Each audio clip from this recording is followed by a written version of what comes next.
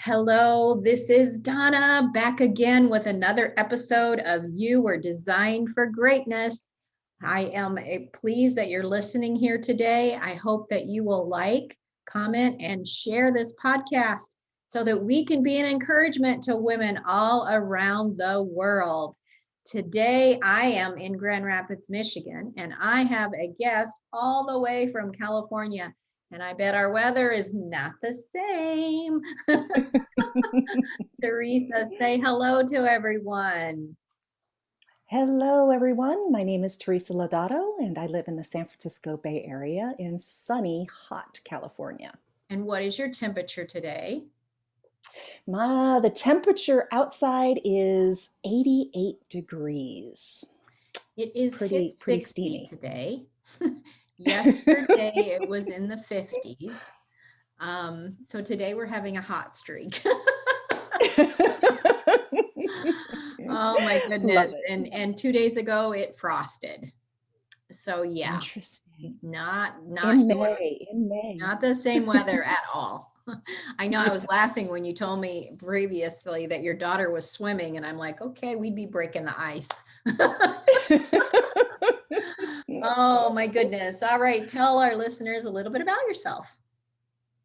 Well, I am a former stressed out private banking and investment executive and lifelong intuitive who shut down my gifts because I didn't know what to do with them. And so, in my process of healing from this chronic stress related illness that I developed, I remembered my gifts and now I use them every day in my life. And I teach other people how to tap into their innate gifts as well. So you mentioned your illness. Tell us a little bit about how that came about. Yes. So I was working in private banking and investments up in San Francisco. And at the time, I was living about an hour away from San Francisco. And because of market hours, I was waking up at 3:45 in the morning Oh my. to work out and drive to the BART station, the closest BART station, which was about a half an hour away, and then take BART all the way into the city, which took 45 minutes to an hour, just so I could make it into the office before 6 a.m. And then I would work all day. And at the time, I had a very young son. He was four, actually, yeah, he was four at the time. And so I would do my work, very stressful position that I had, and would leave early, oftentimes with loan deals on my desk that needed approval and submission, just to make it home to pick my son up from daycare, feed him dinner, make dinner for my husband, spend some time with my kiddo, put him to bed, and then get in bed by 9, wash and repeat 5 days a Mhm. week. And I was stressing myself out. So Yes. what began to happen? So I started experiencing, I've always had migraines, well, almost all my life, dated back to when I was about 9 years old. I actually started passing out. That was kind of the first Hmm. thing that started happening. And luckily, I was passing out at home. Um, Upstairs was lucky where it was carpeting, not hardwood floors. But what was the straw that broke the camel's back was when I experienced stroke-like symptoms Mhm. and was rushed past three of my closest hospitals to one that was even further away that specialized in stroke. And I spent 5 days there, and the neurologist said, "We've got some good news, we've got some bad news. You didn't have a stroke, but you have a rare and serious form of migraine called hemiplegic migraines." And so now with episodes, I get paralyzed down the left half of my body, and that lasts for about an hour. And then, of course, I get the additional severe migraine pain and all the accompanying symptoms. Yay. As you have made lifestyle changes, has it decreased? Absolutely, absolutely. And that's actually, I think, one of the reasons why I focus on the work that I do in coaching, because I recognize that the stress and the inner voice and the outer voice that I was working with wasn't helping me to overcome my challenges. And once I kind of made that connection and started instituting some different ways of being, bringing more awareness into my life, having that inner voice that was speaking to me, changing it so that it was really aligned with my values and what I wanted in life, I realized that I was able to let go of a lot of the things that had been holding me back. And along with that process of letting go, also went the hemiplegic migraine symptoms and episodes. So it's been a huge part of my life changing and transforming. Yeah, a lot of times when we have a wake up call, sounds like you had a wake up call, a rather startling one. We actually began to redefine what we really thought was that important. And our definition of success changes. Mm-hmm. Um, and all of that begins to have, and we can have all different kind of wake up calls. They can be medically, they can be relationally, they can be all kinds of things that happen to us. But we begin to say, what's actually important to me? Um, Mm-hmm. and, there's no one that on their deathbed says, I wished I'd spend more time at the office. Absolutely. No one ever says that. I wished I did spend more time at the office. It's always other Mm-hmm. things that were actually more important that weren't getting the attention. That's where the regrets come in. And so learning to live a life from what I value most is bring such harmony to our mind and our soul and beginning to really listen. But when I used to call myself out of control, controlling. Mm-hmm. Oh, you got to control the controlling. And anyway, you get the picture. It's just like, Yeah. because I want to feel safe. And there's sometimes Mm-hmm. some things happened in our life, most of the time when we're controlling, there's stuff that's happened in our life that doesn't make us feel safe. So as Yeah. you begin to listen to your inner voice and get in harmony, then what happened next? Yeah, it was. It's been a really interesting journey. My journey of becoming aware, which is not only my company name, but it's also the principle by which I live by. And bringing that awareness. You speak to, the control and really looking at where that control came from. I lost my father when I was 9 years old, and so I have abandonment issues, as therapists would call me, Mhm. and I recognize that that was where my sense of control or needing to control, so I could feel safe, so I could feel protected, all came in, and so. It's not simply those ideas, because I think a lot of us who, if you've done work on yourself whatsoever, you recognize those opportunities, but it's really about creating practices, aligning yourself, listening to your inner voice, paying attention and being mindful of your outer voice, how you speak, what's happened to you or how you speak to other people. Once you start getting all of that into an alignment, then I think comes the freedom. And that's really one of my values that I've held really near and dear is freedom. It's beneath everything. It was beneath my desire to scale the corporate ladder. It was in my desire of making money. All of those things, those which I thought were my values, really weren't my values. My value really is about freedom. It's about love. It's about harmony. And once I shifted that, wow, I realized, oh, I can still make a lot of money. I can still make my good living, and I can still have all the things that I'm looking for, but doing it in a way that's healthy, that resonates with my spirit, resonates with my mind, challenges me, and also one of my other big values is being of service.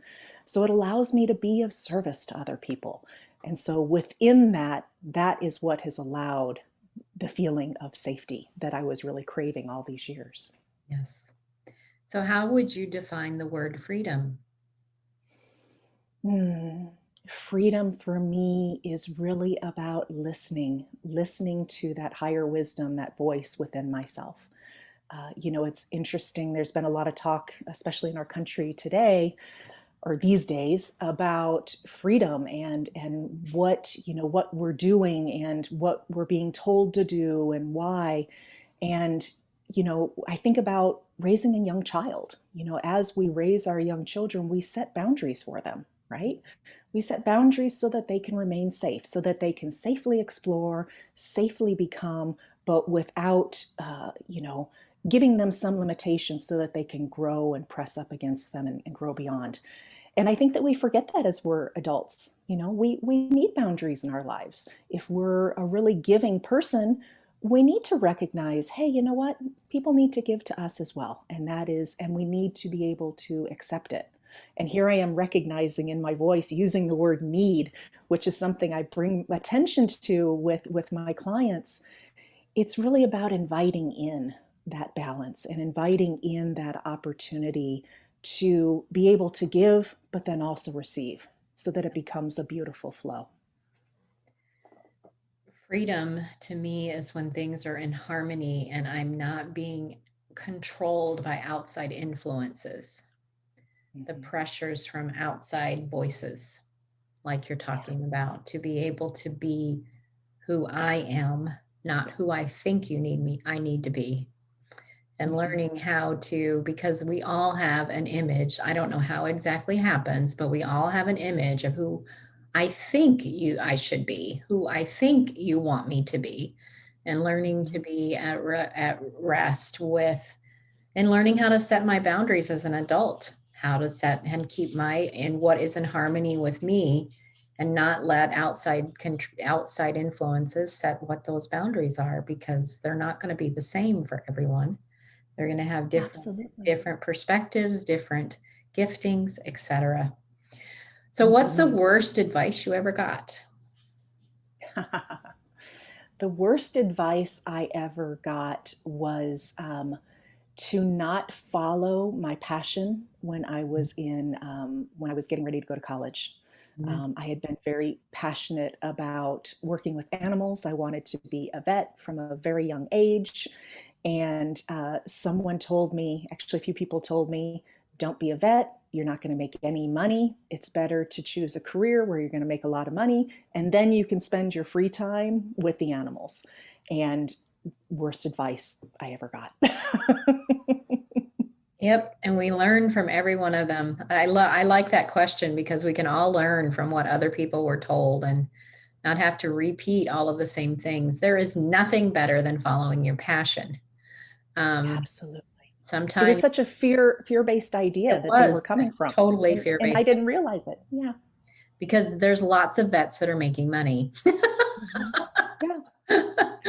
And Uh, what is making enough yes, money, have you ever taken your dog to the vet? I'm like, holy moly.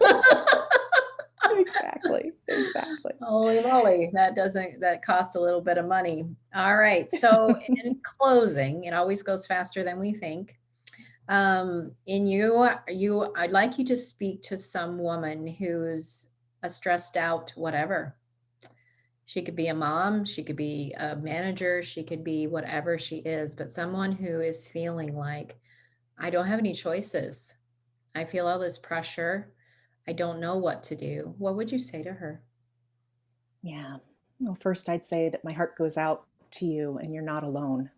And you have choices. And so it's really about making choices that are aligned with your inner knowing. And if you ask yourself, well, what is my inner knowing? It's about understanding and listening to what is really true within you. And I would offer you to write down a list of your values and just free form list them. And then after you complete that list, take the top 5, go back through and go pick out the 5 most important values to you. And then make your decisions going forward from that moment aligned with those values. And whatever decision you make, if it is not aligned with those top 5 values, then the answer is no. And that's how you begin to start establishing those boundaries so that you can create a little bit more space in your life, so that you're not as stressed out, so you can start making healthier, more conscious decisions that will lead you to the place where your heart desires you to be. Awesome. I love to say when I take my clients through that exercise is that whatever you say yes to, it means you're also saying no to something. And most Absolutely. often when we're going through that stressed out stage, who I'm saying no to is me. Hmm.